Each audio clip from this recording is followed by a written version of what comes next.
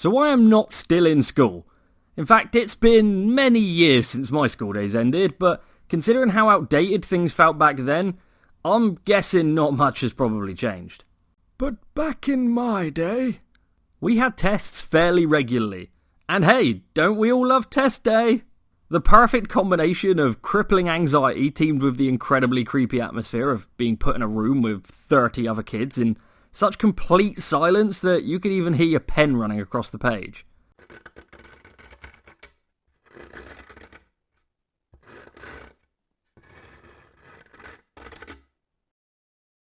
Sorry. And every test, no matter how insignificant, is made out to be the most important moment of your life. Yes, I'm only 8 years old and this is just a rudimentary spelling test, but who knows? One simple misspelling could hinder me for the rest of my life. I'm sorry, sir, but you are really not the kind of person we are looking for. During our background checks, we discovered something truly disturbing. Did you really try and spell definitely with an A? You disgust me. Back when I was in my early teens, I had a teacher who I won't name, so we'll just call him Mr. Maths. Mr. Maths was one of my maths teachers, obviously, and had announced that we will all be having a test next week. So, with us all clearly having the same opinions on testing conditions, a few people in the class mentioned how the complete silence can really add to the pressure, and maybe we could have some ambient or background music during the test just to help it feel a little less intense. A pretty reasonable suggestion, we thought. However, unbeknown to us at the time, Mr. Maths clearly felt very different. So test day comes around and we all gather in the classroom, take our seats and prepare for the exam. But what do we see at the front of the classroom but a massive CD player? For those of you not too familiar with the ancient practice of CDs, just picture a Spotify Frisbee and you kind of got the idea. So we all settle down into our test papers, eagerly anticipating the calming sounds that will soothe our nerves and carry us through the next 30 minutes.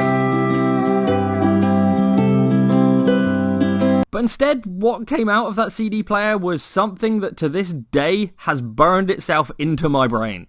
I so wish I could play you this song in its entirety without YouTube copyright striking my channel, because this is 3.5 minutes that takes you on one hell of a roller coaster. You may have even heard this song. It was pretty popular back in its day, and to be fair, it's quite a good tune. But when you listen to it, imagine being a teenage boy nervously attempting to take a worrying maths test with it playing at full volume for the whole 30 minutes. If you do want to check it out, it's a song by The Prodigy called Out of Space, and I absolutely encourage you to watch the official music video because even rewatching it as an adult, I am both confused and disturbed in equal measure. So after 30 headache-inducing minutes that were so loud, they must have been disturbing other classes, by the way, the test was finally over and the music was mercifully stopped. I don't fully remember, but I can say with a fair amount of confidence that we all failed that test. Mr. Maths had made a decision that day to really make a point at the full expense of our grades.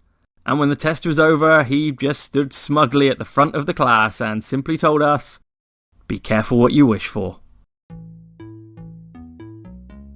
Hey everyone, Jay here, speaking to you through a brand new microphone. So hopefully once I learn how to use it properly, I should be sounding a bit more crisp and professional.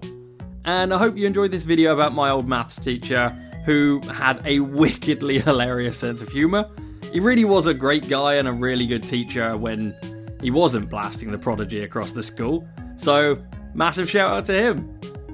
Of course, I now have to do the YouTuber thing and ask you to leave a like on the video if you enjoyed it, and maybe consider subscribing if you want YouTube to serve you up more of my new videos whenever they come out.